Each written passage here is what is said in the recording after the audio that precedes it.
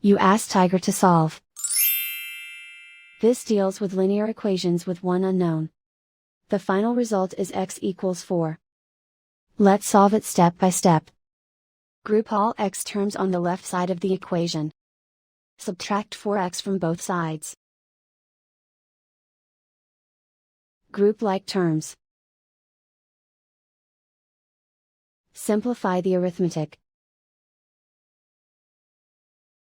Group like terms. Simplify the arithmetic. Group all constants on the right side of the equation. Subtract 5 from both sides. Simplify the arithmetic.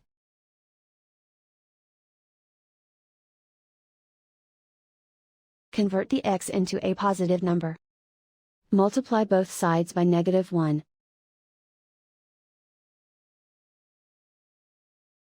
Remove the ones. Simplify the arithmetic.